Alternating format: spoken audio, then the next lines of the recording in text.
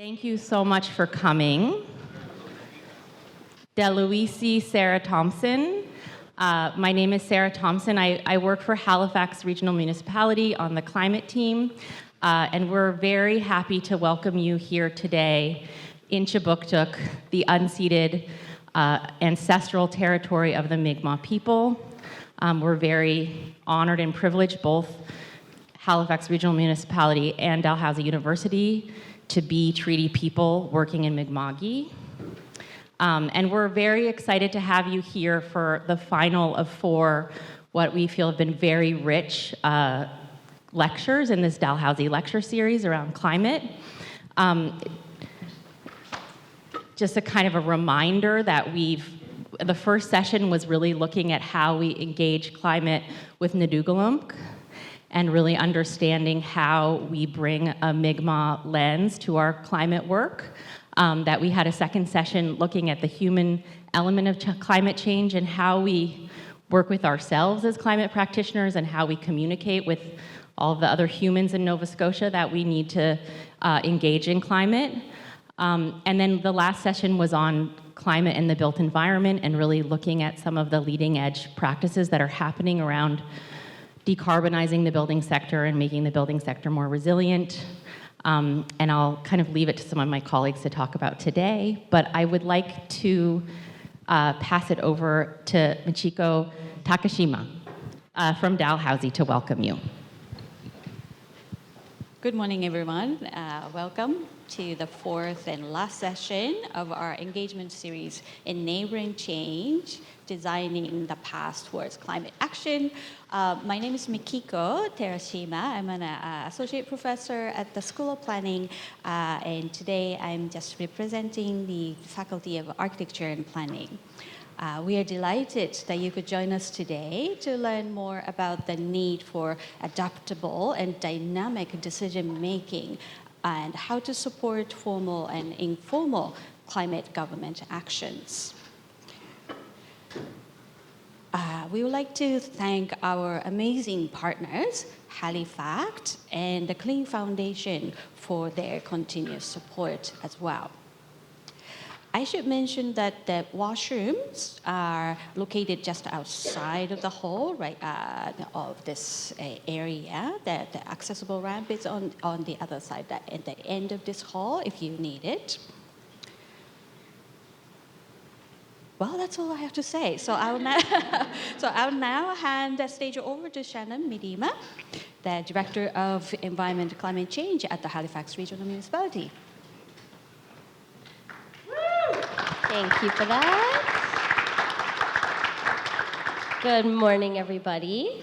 I hope you're as excited as I am about today. We have 4 amazing, very bright, very passionate panelists for you to hear from. I'm only going to talk for a couple minutes so that we have lots of time to hear from them and then to hear from you, for you to hear from each other, and for us to really dig in and ask some good questions and maybe have some potential answers or mini starts to answers.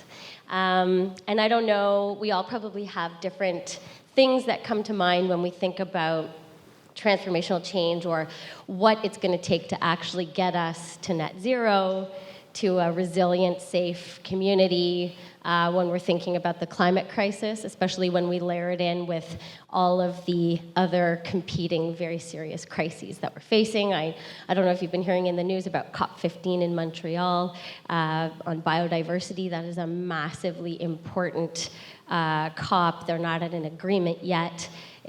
It's going to be critical to our success that we're making progress on biodiversity and planetary health generally. So I'm just going to talk for a couple minutes about what comes to my mind and why we really set this as our 4th session for this series. Really grateful to Dalhousie and to Clean for partnering with us on this and all the work that went into planning and all the volunteers and speakers that have come the last few sessions as well. So, from the city perspective, we can lead from where we are. We've got a great plan. We love that people are paying attention to it. We are actually gaining momentum, which is really, really exciting. We're getting more buy-in. We're getting less usual suspects involved. That's all very fantastic. But we're really stuck in a lot of ways. So it's very important for us to talk about our shared successes, our learnings, our like the great things that are happening. And I could talk all day about that. But when you look really big picture, bird's eye view, we just sent our second annual report for progress on our climate plan to council, and we're maybe subjectively 30% on track towards our 2030 and 2050 targets here in Halifax, which is one small piece of the world trying to do climate action. And there's a lot of reasons for that.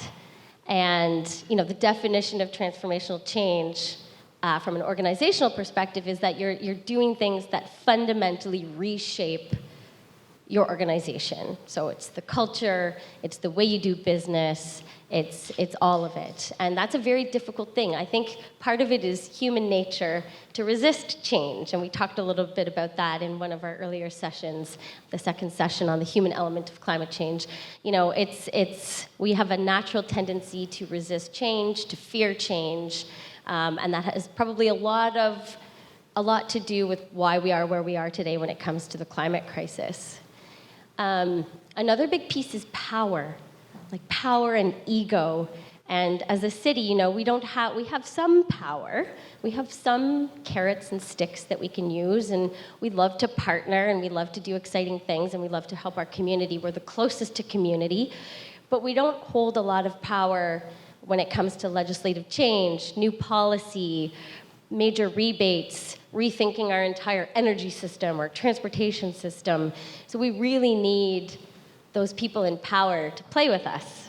And I'm looking for good ideas on ways to move that forward. The way that we've been trying to do it since the plan passed a couple years ago is trying to help people get a little more comfortable with risk-taking, calculated risk-taking, prototyping, testing new ideas, letting go of ones that aren't working, which is really hard for us, I would say, as a species.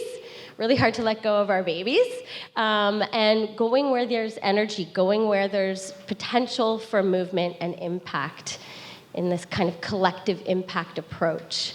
And trying to get people, not just within our organization, but with all of our partners in the HalifACT Climate Action Network and beyond, to try and do this with us.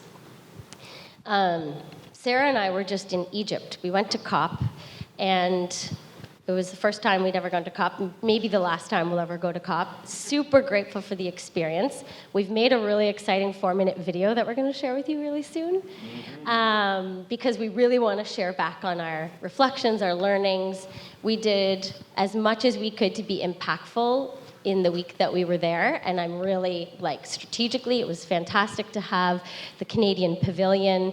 We were, talking to the Federal Minister of Environment and Climate Change, the big policy thinkers in the Climate Institute and the Net Zero Advisory Board, mayors of major cities in the United States, people from all around the world. And we planted seeds, we learned, we had really good strategic conversations, and that's going to help us moving forward. But COP is such a weird thing. We were in the blue zone, and so we're not part of the formal negotiations. And it's a little bit of, people call it a little bit of a circus or a sideshow. It's really important, it has a lot of value, but we just went away thinking we need to kind of hack the blue zone, because you bring all of the climate, or a lot of the climate minds from literally around the world to one place for 2 weeks, or some subset of 2 weeks, and then you put them in little silos in all these buildings, each with a microphone and maybe 40 seats, and they're all running panels all day, every day. Canada the same, different organizations the same, different cities and world countries the same, and everybody's talking and making big announcements and posting on Twitter, but who's listening? Who's listening to that? And the mayor did a few panels. I was on a panel with the Global Covenant of Mayors talking about the importance of local government and climate action. And there's maybe 20 people listening. And can you imagine if we were able to self-organize in such a way that we took all those great minds and passionate people from literally around the world and had a conversation together, focused really strategically on unsticking some of these sticky things and helping inform the negotiations and inform the world on a path forward. So I felt like it's like a little bit of a missed opportunity that really is reflective of how we always need to like compartmentalize and put things in silos, and it's too much, it's really overwhelming. And like we live in climate change every day, I feel like we can handle a lot of the overwhelm, a lot of the complexity. We focus on the city, but we're always looking larger. But when you're there and you're hearing people from all over talk about all kinds of different things, it gets like you start to kind of panic, like it's overwhelming, right? So I'm really excited to hear from some big thinkers today on just different aspects of this whole thing, all around how do we actually self-organize, get ourselves together, work with our communities to drive climate action far faster, far bigger for our future. So with that, I'm going to introduce our first panelist. One moment, please. Okay, so we have Tim Merritt, Chad Walker, Jonah Bernstein, and Kate Irvine here today. Tim's going to be our first speaker. He is a systems change strategist. He's the founder of The Outside, which is a global consultancy working with organizations to lead breakthrough change. And I'm very, very excited to hear from Tim. And Tim's going to do something exciting and different with drawing and walking around and all kinds of stuff. So get ready. Come on, Tim. Thank you. Awesome. Thank you. Hello. Hello. Nice to see you. Hello. Awesome. All right, I'm just going to pull up a slide here. It's a really nice introduction because essentially what my gig is, my job, is bringing together often multiple conflicting stakeholders to tackle a significant challenge that in many ways feels insurmountable. Well, that's my gig, and we tend to go in as an organization and work with people over the long term. So we don't go in and run events. We'll work across a system over 2 or 3 years, and so we're 5 years into work in the New York City child welfare system, for example, where they're looking at trying to shift the system from being punitive-based to strength-based, which is so easy to say. So easy to say, but so difficult to deliver, right? We've just started a piece of work now, working in Slovenia. Literally, just these last 2 weeks, we've launched it, which has been amazingly convened by Roche, the global pharmaceutical, who's made a commitment to half the cost of their medicines and triple the impact. And they've realized to do that, they actually have to do something they call ecosystem building. They've realized they can't do it on their own. So they suddenly have to go and engage with multiple stakeholders across healthcare systems to figure out how do we transform these healthcare systems so they're fundamentally rooted in the needs of patients rather than the desires of the providers, right? Like the circumstances, the challenges that we're faced with demand that people get on with each other, even when they don't like each other, even when they don't disagree with each other. How do we stay together across that level of disagreement over time? Because my instinct is if we can't, we're not going to make any progress on these increasingly urgent issues that we're faced with. So we've got a model that we use, which is like our biggest picture of how change happens. So that's the one I was asked to present today. Kind of a macro picture of how change happens. It's a map, all right? Please, I'm not trying to convince you of the truth. It's wrong. If we can start on the basis that it's wrong, there are multiple flaws with this model. Let's not debate that. But it's a map, and it's a map we find useful when we think about large-scale change in our work, right? And all of our work is rooted in, let's go in for the bigger picture. Let's look at how big picture change happens. We're trying to change things at a system level. I started out as a youth worker, starting drop-in youth centers, and then the more I got involved in that, the more I realized there were fundamental issues that got in the way of everybody starting youth centers. So let's go start tackling youth systems, right? So I'm going to throw this first little loop up here for you. Great. So it's a map. Don't confuse it with the landscape. It's not the truth. I hope it's a useful map for you too. And so and it was originally developed within an organization called the Bacana Institute. So there were organizations in Mexico, in Greece, in India, in Pakistan, in Montreal, in Nova Scotia, all involved in the development of the model. So this was something that was born out of multiple different perspectives internationally and research that took place. And basically what it says, the sum total of the model is we're born, we live, we die. That's the bottom line, right? That's what happens, whether you like it or not. I was listening to the radio this morning, and there was a quote from Socrates, and it was like, change is law. No amount of pretending will alter that. Change is law. No amount of pretending will alter that. Right? So that's just the circumstance we're in. Things are going to be born and they're going to die. Great, in the 1970s, we're all going to get very exciting. We've got loads of oil. Let's build the biggest cars we possibly can. Let's drive them as far as we can. Let's make a lot of plastic, ridiculous amounts of Tupperware. Let's go. Okay, here we are, right? And then you get to a point and you get to, oh dear, we seem to be using a resource that is in some ways killing the very planet that we depend on to survive, but we can't quite turn that ship around far enough, so suddenly we're in holy cats. Or you insert whatever expletive you want. Right? And it's useful to know where people are at, because you might sit down at dinner with somebody who actually thinks where we're at in terms of climate is fine. Everything's fine. Right? You might sit down with someone who's at Houston, we have a problem, or you might think that we're at holy cats. Actually, let's do a quick hands up. In terms of climate action on the planet right now, if everything's fine, stick your hand up. Nobody? All right. Everyone's like, Houston, we have a problem. Things aren't going quite right. Thank you. Yeah, thank you. Great. And then holy cats, like, there's... All right, look. All right, so we can see where the weight of the conversation is in this room. That's kind of useful, right? Now, the interesting thing is in my work, a lot of people think that change is trying to get things back up here to when things were good. A lot of people think that's what change is. It's like, okay, well, I remember when things were great. and all too often, they weren't great for everybody, bluntly, right? There's a whole bunch of people who weren't accessing a lot of the dominant systems we have right now. Right? But a lot of change efforts seem to be driven towards how do we get back to when things make America great again. All right? How do we get things back to change? And what this model is saying is that that's impossible. We're all going to die. Right? Systems are going to die. Beliefs are going to die. Policies are going to die. Structures are going to die. Organizations are going to die. Like, it's just inevitable. So we might as well work with it. Change is law. Right? So how do we actually work with that rather than fight against it all the time? So,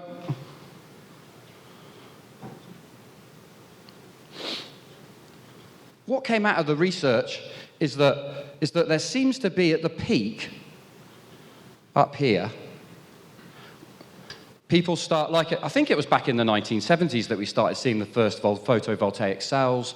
We started seeing the first electric cars. When I first started out my career, I worked with Shell in the Netherlands in the what they call it, appropriate technology or something. But they were given just enough money to survive, but never enough money to thrive. You know, it was the most excited and most depressed department in the organisation at the time, I think. Right, it was just the reality, right? And so, but you do see these emergence. Was it Jimmy Carter? Jimmy Carter put solar panels on the White House, and then Ronald Reagan came in and took them off. Right? So you see the emergence of all these different things, and you've got to bear in mind that this dominant system, the dominant way of doing things, is built for self-preservation. It doesn't want this to succeed. But the only way these things succeed is when they start getting connected to each other. Right? What the research said was that individual actors trying to initiate, lead, and sustain change don't survive on their own. They actually need to be in relationship to each other, right? Which is where this bottom bit came in. You name them, you connect them together to each other, you nourish their relationships, you give them resources, and you make them visible so we start having different stories. Right, so they get connected, you build a network, people start building relationships to each other. Originally, you come in because me working with Jonah improves my ability to do work. Jonah working with me improves his ability. Networks don't make change because they're rooted in personal interest. Right? So when actually the going gets tough, I'm like, see you later, Jonah, I'm going to go back and do my job over here. right? But the more you work together, the more relationship you build, and then you start beginning to see communities of practice. People who have something in the middle of their work that is more important than just their individual piece. Like in our work, we talk about what's the shared work? What is it that's more important than the fact I disagree with you or don't like you? What is it that creates the conditions for people to stick together over time, right, in the face of multi-generational historical oppression? What creates the conditions for that? What is the challenges, right, that allow me to keep leaning into relationship? Because we know for a fact, if we aren't addressing issues of race, class, gender, power, wealth, we're making lots and lots of change, but we're making no real difference. Right? We're moving deck chairs around on the Titanic, but the destination remains the same. Because those are the fundamental questions that give birth to all of the structures that exist around us. Yeah? People start... This is interesting, though, isn't it? Because this goes down, right? There's a lot of failure in this first part. There's a lack of success.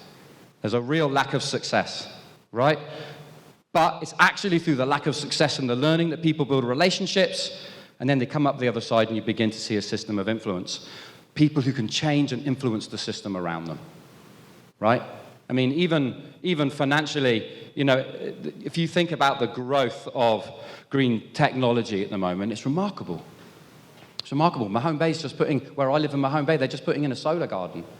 You know, we're already getting something like 25% of our energy from windmills.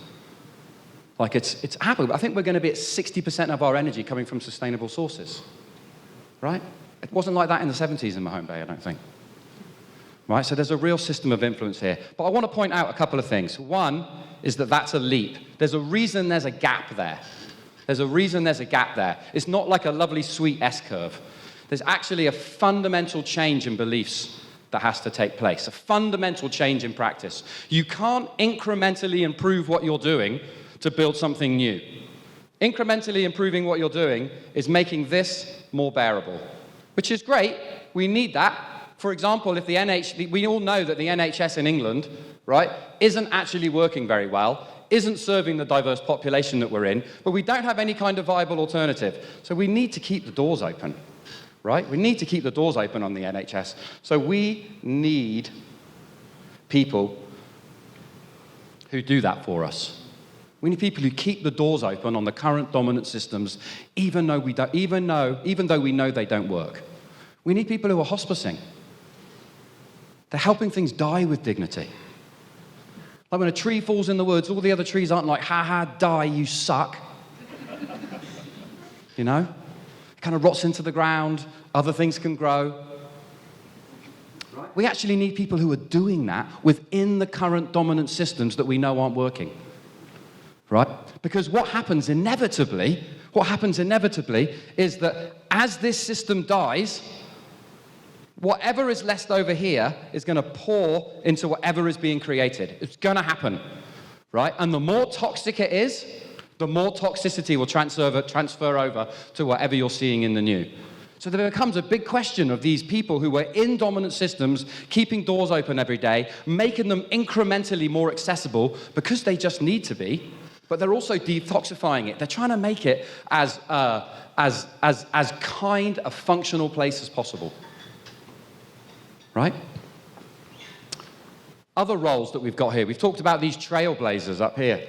People who either they're in the dominant system and they've got access to enough wealth where they're able to step outside of it and say, am I all right for time? Step outside of it and they say, I thought she gave me the look, you know. Step outside of it and say, I'm going to do something new. Right? So you've often got people who've got some access to wealth and privilege who are able to step outside a dominant system and say, I'm going to try something new, I'm going to go for it. Right? You also have people in this trailblazing world who, by necessity of circumstance, are inventing alternatives. My business partner, Tuesday Reinhardt, she talks about how in her community in Ohio, just outside of Ohio, there was a black community that didn't get electricity and water until the early 1980s. Right? But they had actually come up with a whole bunch of solutions to sustainably source power and water. Right? Circumstance had forced them to begin to start inventing an alternative future. Force them. So it's either by circumstance or by privilege, generally, that we end up in those two positions. But then we're like, yeah, but you've all got to work together. You've all got to work together. Great, so you've got people who are privileged and come from a largely dominant culture that has in many ways been perpetuating the very oppression that the other people, by necessity, have developed alternatives to. And suddenly they have to get along enough to build a viable future. We have to be in conversations around race, equity, class, gender, power, wealth, you name it. Because it's in those relationships, in the forging of those relationships, that we start seeing something new being born. So we've got our trailblazers. Good job. Thank you very much. They often get celebrated, these innovators, you know. Go for it. You're amazing. We often don't celebrate these people. Thank you for staying in that job. Thank you for keeping the doors open. Thank you for taking arrows in the back. Thank you for chucking money over the fence whenever possible to support a trailblazer doing something worthwhile. All right? Then up here, you've got what we call stewards. So in our work, and you were talking about power, we are often very deliberately seeking out people who have power, wealth, and influence in a circumstance.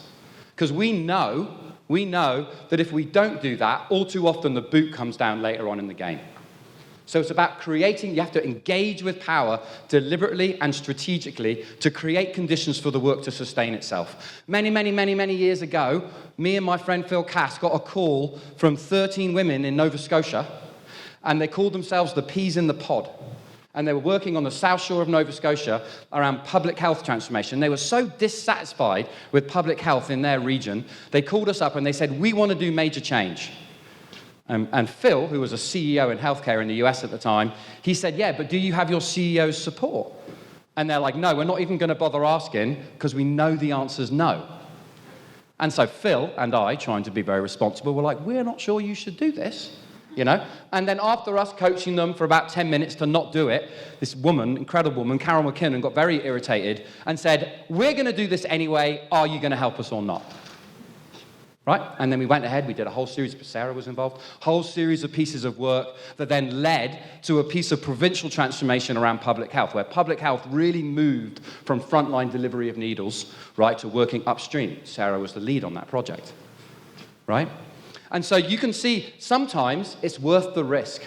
Those 13 women knew that it might cost them their jobs and it might cost them their credibility. In that case, it didn't. But they had engaged with power enough to know what risk they were taking, at least. In the circumstances we're in right now, we're going to be in Slovenia in February, working with the senior leaders of Roche nationally and in the EU, meeting with all the senior leaders in the Slovenian government, meeting with the civil society leaders to see if we can build just enough coherence to start. Because we don't believe that you need trust to begin. We believe that trust is built through doing work together. So we need just enough coherence to get going, right? And then we can build our trust, we can build our vision, we can build our relationships as we go. We really believe in getting to work, not waiting. All right, good. And then this last roll up here is illuminators, right? So these are folks who are able to tell the stories. Look, another world is possible. It gives us an option. It makes us feel like the status quo isn't inevitable. It shakes us out. It's not always that what they're saying comes true, right? It's not always that the picture they create is the one that manifests in the future, but the service it does for systems change, right, is that it shakes up our hold in the belief of the status quo. We did some work within, anyway, it's World Bank, but they talked about loosening the bolts in the system. The need to loosen, like the whole thing had become so rusted.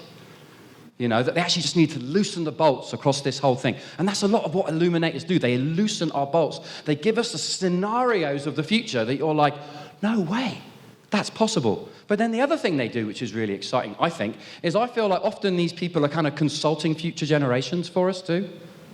They're reaching out to kids who haven't been born and beginning to imagine what it might be like for them. And they're coming back and telling us. Right? And of course, that's a very important stakeholder as we think about what we're doing right now in our lives and in our work. All right. Yeah? Cool. So, bear in mind, I mean, the reason we do this in our work, right, isn't again, isn't to convince people that it's the perfect model and now we're all going to follow this. The reason we do it is to give people a shared language so they can be talking on a macro level about the scale of change that they're in. Right? And so they're able to use some of the same language to begin to get into these conversations with each other. So I hope at minimum what this does is kind of pull you out to that 20,000 foot view. So in the midst of all the urgency, you can see something of the bigger picture of how change happens, right? And also that it may give some shared language as you get into conversations with each other and as we get into conversations with each other today. And please bear in mind, there's no, what's the choose? Choose always says the model's immoral. It moves from left to right. But there's no guarantee that the right is good. Right? This is just how change happens. So how we turn up in the midst of this is what really makes the difference, which I think is a lot of what the next three speakers are going to be talking about. Sarah's whispering to me. Yeah, I can do that. Yeah, great. Okay, cool. So I think maybe just before we dive into the next speakers, we're just going to invite you to turn to the person next to you. If the person you turn to next to you is someone you came with, turn the other way. All right? And just have a quick chat with your partner around, okay, so how did this land for you? Is there anything in here that surprised you, that validated you, that provoked you? Is there anything here that you feel's missing? Just give yourselves literally 2 or 3 minutes to have a quick chat with someone sitting next to you. How did this land? What did it stir up for you? Because of course, and please notice what made you uncomfortable. Because the whole point of uncomfort is an indicator that you're learning something. Right? So if there's something that made you uncomfortable, focus in on that. I'd love to hear about it. Great? Just a couple of minutes, turn to someone next to you, ideally someone you don't know. It may not be possible, and then we'll come back and hear from you in a sec. All right. I'm going to bring you back. Come back to me now. All right. So we've got a couple of runners on mics.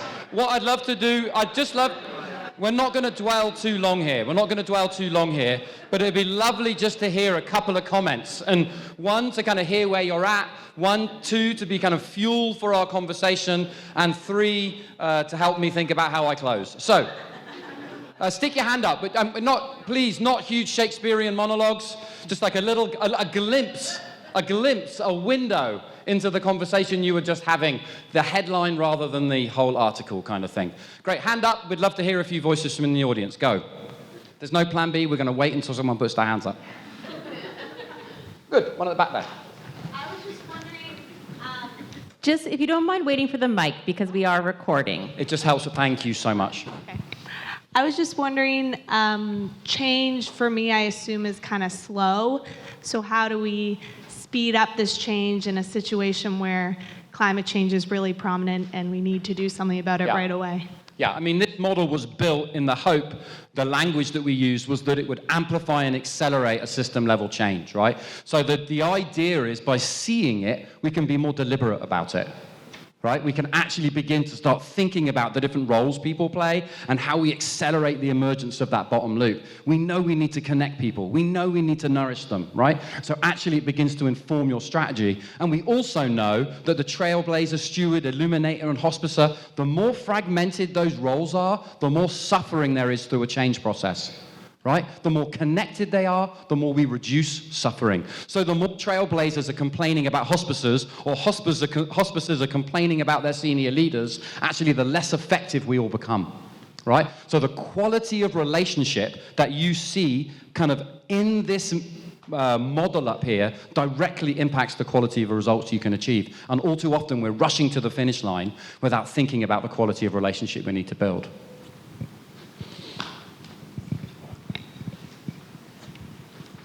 Maybe we'll do this one and then that one. Super, thank you. Oh, hello. Hi. I think 3 quick things. So there was a comment about noticing our assumptions about what kind of institutions could be placed where on that map. So what does it mean to work in government? What does it mean to work for an NGO? That was the example used. And actually they could be in different places on that curve. Not, engaging in the dominant system doesn't just mean that you're doing something bad. Basically, it was sort of the undertone. The second thing I was thinking about was around illumination and how important it is, the stories we tell, and that people see themselves in the stories so they can imagine themselves in that future, and then that can also probably loop back and catalyze action. And then, what was the point you were making? Oh, and we were really interested in knowing more about the gap between those two, Yeah. because there's a lot of messy, juicy stuff in there. Yeah, there's loads of juicy stuff in there. Oh, look, it's gone. Is that me? Did I do that, tech people? I did, didn't I? Yeah, there we are, see? Magic.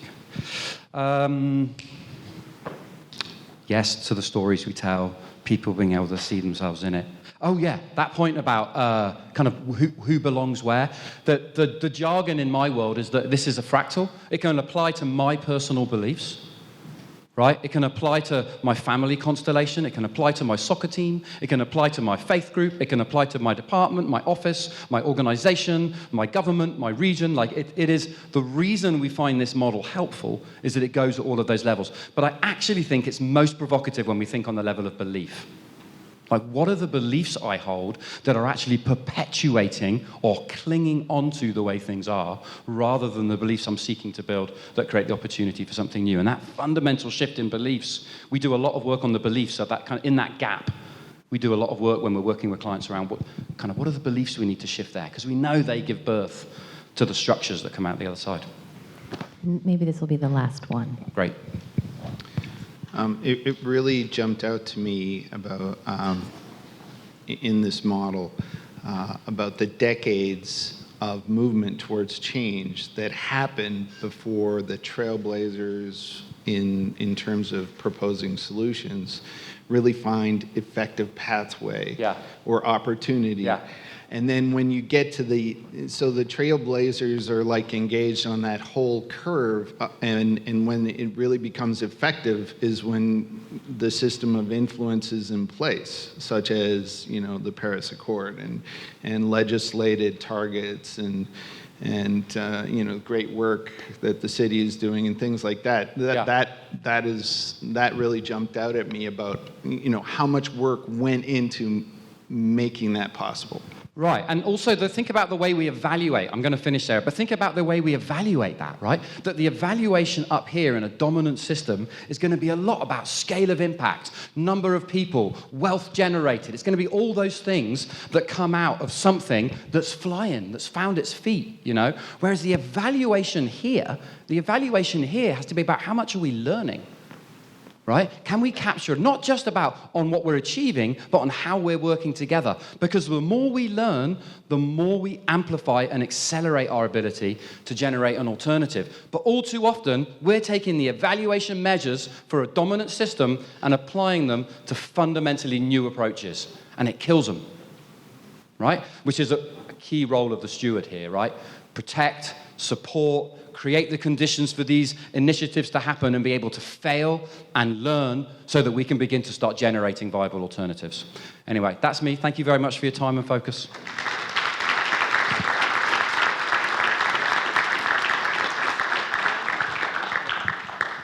Thank you, Tim. That was fantastic. I'm taking away that change is law. I think that's going to be my new motto. I also think that we need Tim from the outside to come inside and play with us in Halifax. What do I need to do? Just push forward. And one more. Okay. So, second speaker, we have Chad Walker. He's new to Dalhousie University. He teaches climate change and urban planning, and his work focuses on environmental justice and community energy. So he's going to share some stories with us. Welcome, Chad.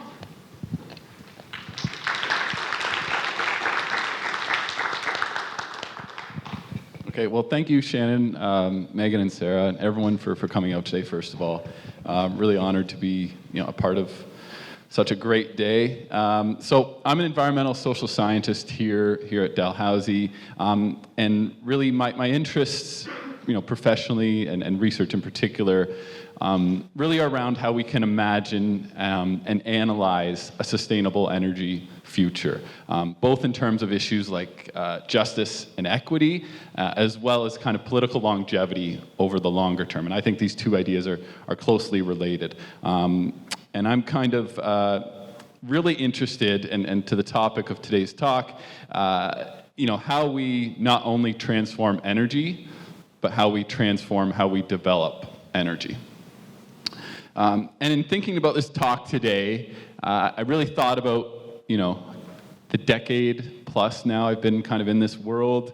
I thought about a lot of research projects I've completed over the years, but I also thought about this workshop that I took part in just a few weeks ago with, I'll make this clear, some lovely colleagues from the UK as part of a group called Energy Rev. And near the end of the workshop, the question was posed, what should local energy systems look like in the future? A pretty fundamental, maybe easy question to some people. And being the lone Canadian in a room of really bright UK folks, I thought I'd be polite and maybe listen for the first little bit. And when I did, I heard a lot of what may not really surprise many of you today, right? When people were speaking about local energy, they're talking about solar panels. They're talking about wind turbines. They're talking about, especially relevant here to both the UK and Nova Scotia. They're talking about heat pumps. They're talking about the electrification of transport, right? So kind of in summary, what people were thinking of when they heard the term local energy or community energy was these new pieces of the kit, right? These new technologies being brought into the local, right? Into communities, into Halifax, into whatever city you live in. And while they weren't wrong, I also wanted to scream into my computer. This is where the polite Canadian didn't really come out. Because to me, when we're speaking about local energy transitions and we're talking about local transformations, I think this transformation is just as much about the electric bus as it is about who's driving it. It's just as much about those rooftop solar panels as it is about who is owning those solar panels. And indeed, to me, and this is where I get a bit academic-y, is when I think about local energy transformations and energy transformations in general, I think about the 4 Ds. So 2 or maybe 3 of these probably are really familiar to most of you, right? Decarbonization being the first one, the reason probably a lot of people are here. Decentralization, so moving away from large-scale power plants to these smaller-scale solar panels or solar projects and wind projects that we heard in the workshop. Digitalization is an important one as well, right? Increasing the amount of kind of smart technology that we have that really is necessary to make this all work. But the 4th one, and the one I'm very interested in, and I think the one that gets left behind, is this idea of democratization. And when I say democratization, I really mean creating the conditions that allow for local community-based ownership and control in the energy systems of the future. And this too often gets left behind, as it did in the workshop. And when I'm speaking about local populations, these kind of local councils, local individuals, again, in the academic literature, these are referred to as communities of place, right? So largely connected to geography, proximity to landmarks, and when projects are run, developed, and owned by communities of place, they bring in a lot of local benefits, right? So this is one way we can develop community and local energy projects, is through communities of place.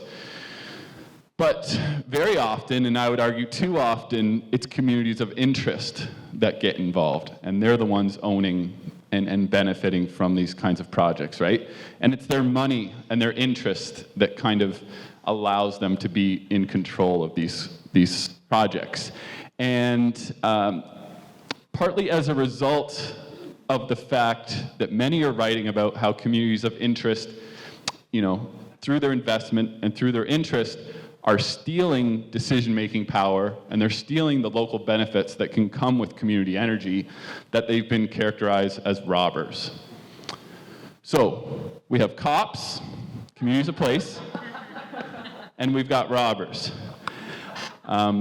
This setup, if not one of my best research papers of all time, certainly one of my best research paper titles of all time. So, surprise, cops and robbers, of course.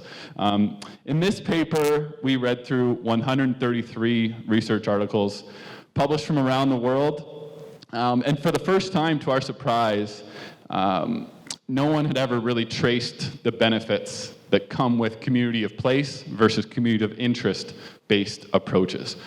So naturally, as academics, we sought to do that, analyze the benefits of cops, of robbers, and of hybrid projects, which you're all probably thinking, not all community projects kind of fall neatly into one of these pools.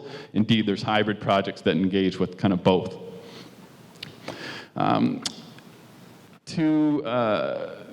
To not our huge surprise, the benefits of COP-based projects were generally associated with what many people think about community energy and local energy projects, right? Generating local jobs, educating locals, and increasing support. But there were also benefits of COI-based approaches as well, right? The increased capacity and resources that can come from outside local communities, as well as COI-based projects are oftentimes more aligned with dominant energy paradigms, right, and dominant energy systems, for better or worse. But things really got interesting, I would say, when we learned about the benefits of these hybrid approaches, right? They seem to bring the benefits of both worlds and oftentimes fill in for the gaps and the shortcomings that each of these alone kind of created. One of these huge benefits of hybrid projects really was to mainstream community energy and address climate change in a timely, urgent fashion, while also reducing opposition. Another really key finding was that for projects to truly have the benefits of both worlds, or as Ricky says, get two birds stoned at once, who initiates and who holds the power at the initial stages was really, really important. We can imagine a project beginning with a community of place and then inviting a community of interest to come along to help. Generally, we found the results showed that those projects had a wider range of benefits, both local and non-local. But when we reverse the order, when a community of interest begins a project and then invites a community of place kind of after the fact, the same range of benefits really never happened. And we can see this kind of thinking in action, in which we see, I think, the effect of the so-called right and wrong ways to develop community energy and energy projects in general. Who's involved and who's building these things has huge consequences. This scene from my home province in Ontario, of course, commonplace throughout the past decade, protests against wind energy development. Less common, of course, in Nova Scotia. And indeed, I'll kind of show some of my survey work here from some of my research that took place in both Ontario and Nova Scotia. So we surveyed people living within 2 kilometers of a wind turbine. And long story short, there was 3 times higher level of support for local wind turbines in Nova Scotia under your community feed-in tariff program, which engaged with and centered on communities of place much, much more than Ontario's feed-in tariff program did. And also 3 times higher was approval of the planning process and the development process. Again, speaking to this idea of communities of place. But why is this so important? Why is support important? Why is kind of what I'm studying important? Well, I would argue that it's how we build local and low carbon energy systems of the future has a lot of really important consequences. Some of them really obvious, some of them not. I think if we don't build the right kinds of energy systems, this will first of all lead to a lack of local support, which can mean inequity, it can mean injustice, which is obviously center of a lot of things Halifax and the province is doing. So that's really important. But also, even if you don't care about justice or equity, if you just came here because you care about climate change and reducing emissions, building projects in the wrong way can really threaten the very policies and programs that climate action relies on, right? We can see this both in Ontario through the ways in which wind energy was developed, and then in 2018, half-built projects were torn down. And in the UK, where there's a 7-year moratorium still in place that may now just get lifted, in part because of the ways wind energy projects were developed. I argue that we need to start building policy, developing projects so that it can survive elections over the long term. But of course, I think there's a better way forward. There's a better way to build the right kinds of energy projects. One that recognizes, of course, the value of solar panels, of course, the value of things like heat pumps, but also, and I think more importantly, we need to recognize the value of local governments, local residents, communities of place as being absolutely essential leaders in this transformation to low carbon energy systems of the future. So thank you very much, everyone.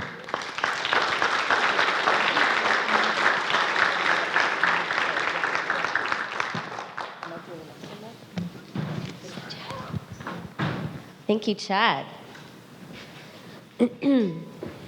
Okay, we will move right along to our third speaker, Jonah Bernstein, who works for the province. He's the manager of sustainable and renewable energy for the Nova Scotia Department of Natural Resources and Renewables.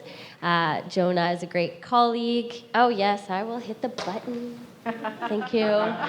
Jonah's a great colleague, a great strategic thinker, an outside-of-the-box thinker, and is going to share some great stories with us today. So welcome, Jonah. Thank you. We've come a long way, and it's funny that I didn't even pick up on this, but I am not the man. Anyway, Okay, we'll worry about that later. correct me. I also had a clicker, but technology has failed us today, and that's part of what I want to talk about, because we can't just always assume technology is going to work. But I can still use a really wonderful part of this technology, which is I can point at things. So I'm going to use that part of it, and Sarah and I are going to work together on the slides. So we've had 2 beautiful presentations on some theory.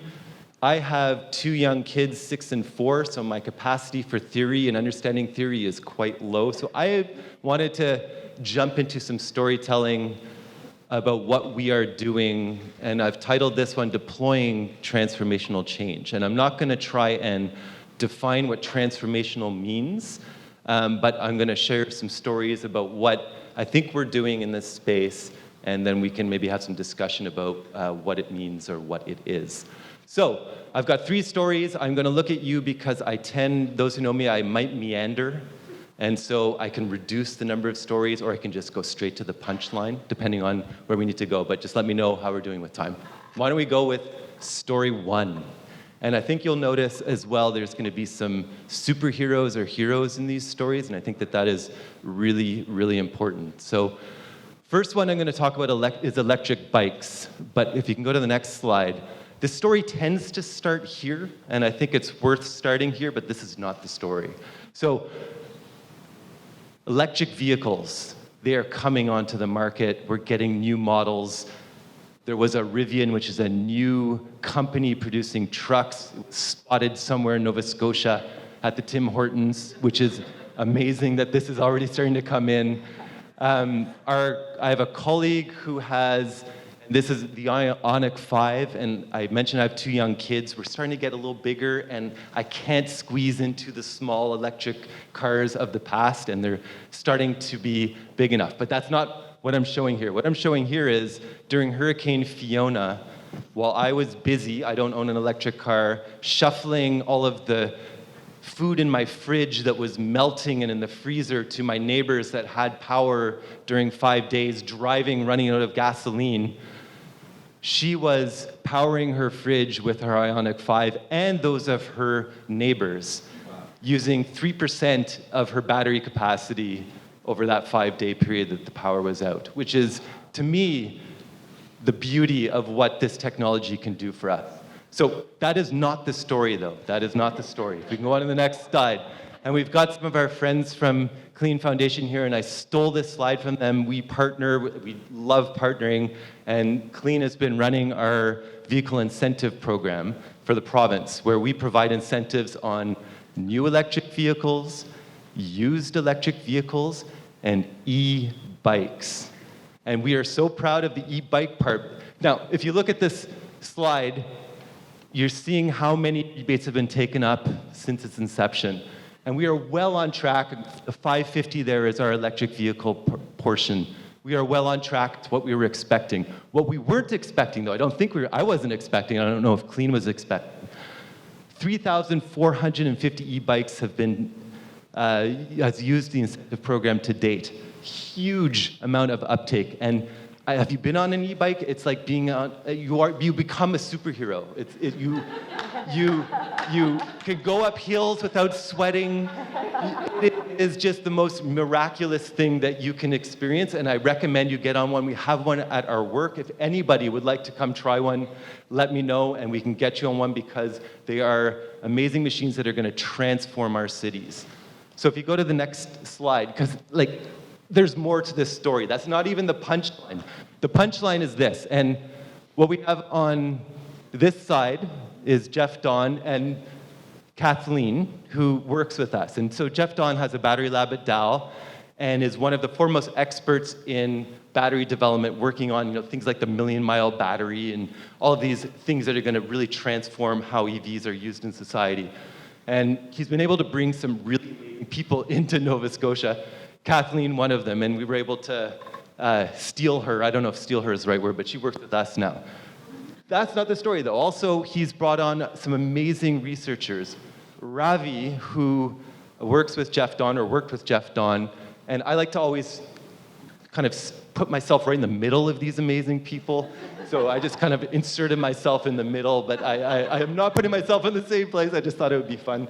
Ravi and we like to go visit a lot of these projects. So Ravi started up a company called Zen Bikes, and we went and visited, and to me, it's the most amazing story where you have Ravi, spawned out of Jeff Don's battery lab, starts up an e-bike company that's ramping up production in an e-bike facility in Dartmouth, which is where I'm from, so I get proud. And with the help, I think just a tiny little bit from our e-bike incentive program. So that's story one. How am I doing for time? Okay. Story two, wind procurement. And I have a colleague, Krista Phillips, who always makes fun of me because I still call them windmills. And she's like, they're not windmills anymore, they're wind turbines. I still like to call them windmills. This picture, provided us by a lovely Communications Nova Scotia, is of a windmill. They've been around for a long time. I think the first one started popping up in Europe in the 1200s. So proven technology, I think, at this point. Next slide. We this summer, we called it the summer. We tried to have the summer of fun. We've been really isolated for a long time, so a lot of our team went to visit projects, because we've been doing projects for 3 years from our computers almost, and not able to go visit the communities that we've been working with. And so we spent the summer visiting. And you mentioned Mahone Bay, wind. So this is a wonderful project where 3 municipalities got together. In the early days, this is around 2015. So Berwick, Mahone Bay, and Antigonish got together and started decarbonizing their electricity grid, because they're municipal utilities. And just an absolutely wonderful project that created a really neat organization called AREA that manages the project for the 3 municipalities. And so it was really nice to go visit. That's not the story, though. Go back to the one slide there. So there is a superhero to this story, right there. That's Leanne. Leanne works with us, and it's really important for this next slide. And here it is. Nova Scotia just did a huge rate-based procurement for the province.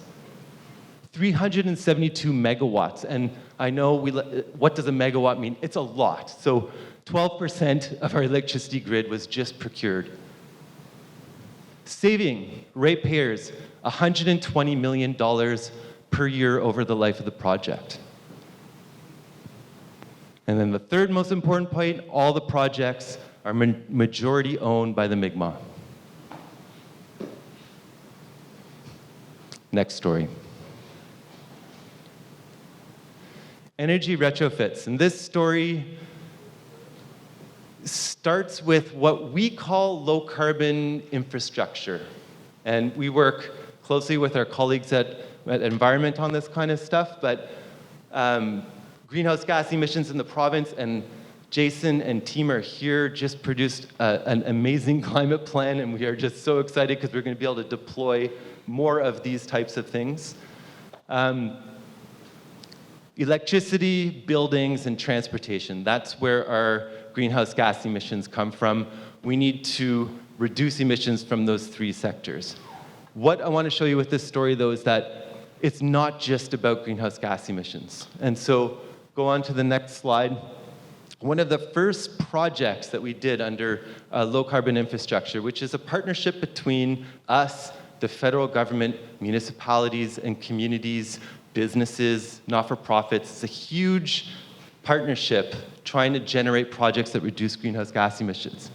One of the first projects that we did out of the gate was the Mi'kmaq Energy Deep Retrofit Program. And these are, think of infrastructure, typical, stuff. And this is it was real game changer for us, because instead of, just a single place, we were looking at how do we retrofit all the homes in all of the Mi'kmaq communities, 13 communities, 2,600 homes. And the biggest challenge for us was, we were required to put the point on a map where this infrastructure was going in. We're like, how do we do this? We tried to circle Nova Scotia, that wasn't working. And so, that was one of our hardest things to do, was how do we circle this on a map? Total investment, though, in this you have to imagine this project started with a pilot, $1.5 million pilot to do about 100 homes, build up the concept, the trust of the communities, to start working out the kinks, and then transformed into a two-phased project. So phase one, we're getting close to done, and then phase two was recently announced. Total investment of $26 million. All the homes in all of the 13 Mi'kmaq communities, 2,600 homes will be done. Annual bill savings of $750 plus. It's way higher than that probably, but let's be conservative, $750 per home. Next slide. We're nearing the end, I see, but I think I'm nearing the end as well, so I think we're good. So what this project, it's insulation, it's heat recovery, it is moisture control, which air quality and all of these other benefits along with the cost savings, and heat pumps, and it's starting to move into renewable energies like solar as well. So I'm just going to end. I read this now and it sounds Dr. Seuss to me, and I couldn't figure out how to say it, but we need to make sure that what becomes unstuck sticks. You put in a bottle and then you have a muddle, buttle, paddle bottle, something like that. And this is really important to me because we are deploying, I think, some wonderful projects, and we want to see more of them. And so we need to make this kind of stuff stick and celebrate them in a way. And so, these aren't my projects. I'm not implementing them. I'm just helping where I can to get them to be able on the ground so people can see the benefit of them. And I think that it's really important that we see more of this. And I think everything is there to see more of this going forward. So last slide. Do I have just 2 seconds? Okay. So, because we're talking about superheroes, and so this is Lori Rand, who's doing a passive house over in the North End, a retrofit of like a mid-century 1800s home. So she can turn that into a passive house structure, which is a hyper energy efficient structure. You can pretty much do it for anything in Nova Scotia. And so I went, and because she was installing windows, and I get really infatuated with windows because I get really scared about water getting into my house, and I love seeing how experts do this. And so the hero here is not the window is the amazing. It's a triple pane window, hyper energy efficient. But it's this tape right here. This is the most innovative thing I've seen in so long. But it is a stretchy tape like the Stretch Armstrong. Remember that old, that thing. And it stretches out, and water will not get into this house. And I think that, to me, that is the hidden stuff, the things you don't see, the people you don't see that we need to be celebrating. And like that tape is going to disappear. I booked it from work to go take a picture of it, knowing that it was leaving in that day and had to miss a meeting. But it's just really important, that kind of stuff. And that's where I'm going to end. Thank you.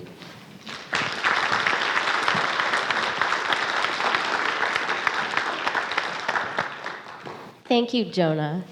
All of those stories are amazing, and I was like, how come we didn't just stop and clap for all of those 3 stories? Like, I think we were just like maybe a little shocked about how amazing those stories were. So congratulations to everybody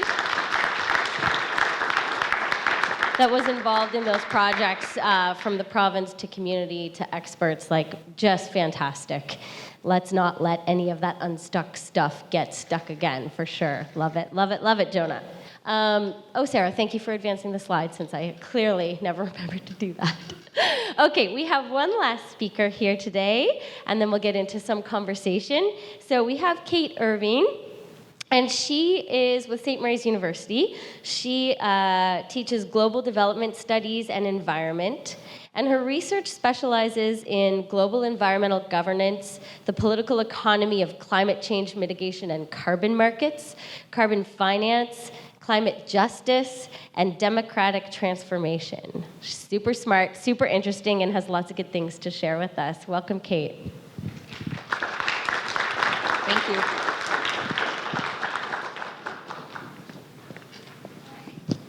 Hi, everyone.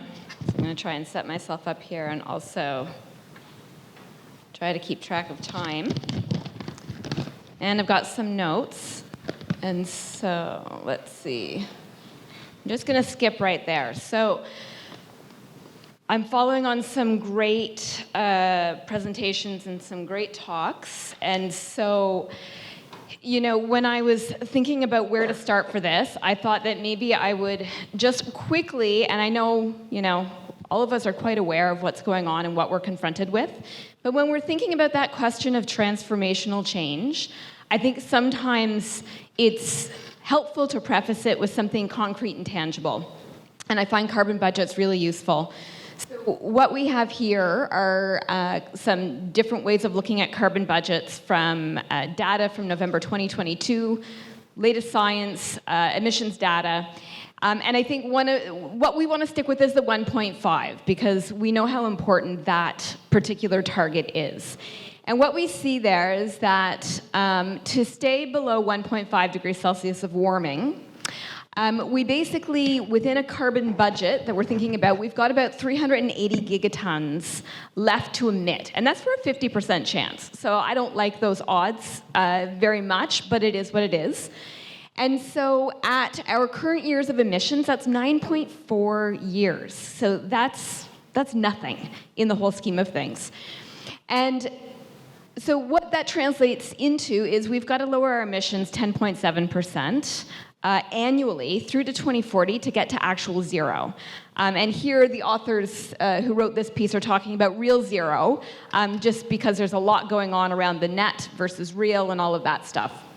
And so looking at the pie, I think a few important questions emerge right away, and they have to do with equity and justice, which I think has already come up in terms of being absolutely central to the discussions we're having, and transformational change. And I think it's something that's getting in the way of dealing effectively with the problems we're confronted with. So big question. Who used up the majority of the pie in the first place? And this is something we see within global governance. This is where a lot of my research has been. And we know, beginning with the Industrial Revolution, countries in the global north, they have used up the majority of that pie. Now, obviously, it depends on who we're talking about in particular countries. But this is a story of, colonial extraction, a history of uneven development globally, and who used the most. So really contentious politics here in terms of the next big question: who does the remainder belong to? Now, obviously, we can say this is what justice and equity should look like, those who haven't yet had a chance to use their fair share, but often we don't get what we want when we have those discussions. But we should start there. And then the other question is, what are fair activities? What are fair things that we do in terms of using up the remainder of that space? Because we know, and actually I read a really interesting piece this morning, a paper just published in the journal Ecological Economics about the emissions of the rich in the UK in terms of flying. And apparently their flying emissions alone are more than the total emissions of the poor in the UK. So what is fair and what is equitable and what is just?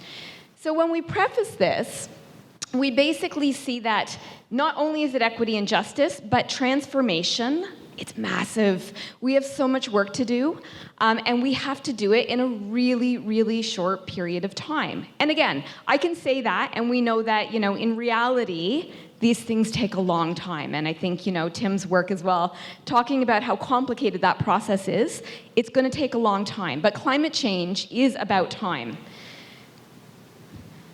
So when I sat down to think about all of this, when we initially started talking about this panel, we hadn't yet landed on transformational change. So I was asked to possibly participate and talk about the research that I've been doing for many years,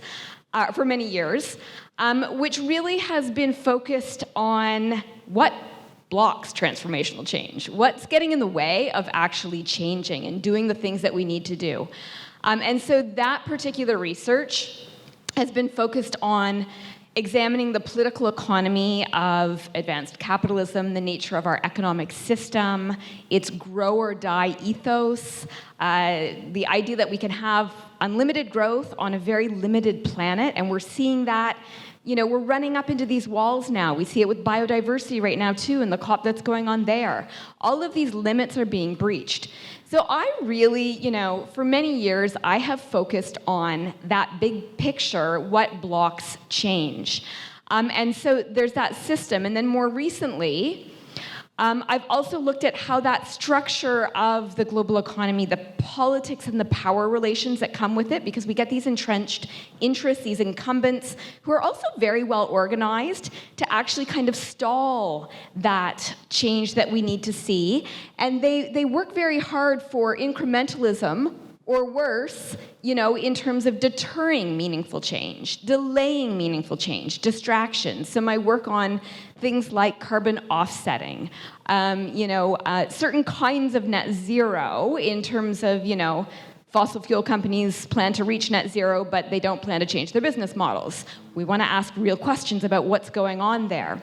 So doing that kind of research, and then also thinking about our everyday lives, where do we fit in? So more recent work that I've done, I just wrapped up a documentary film project, just a short one,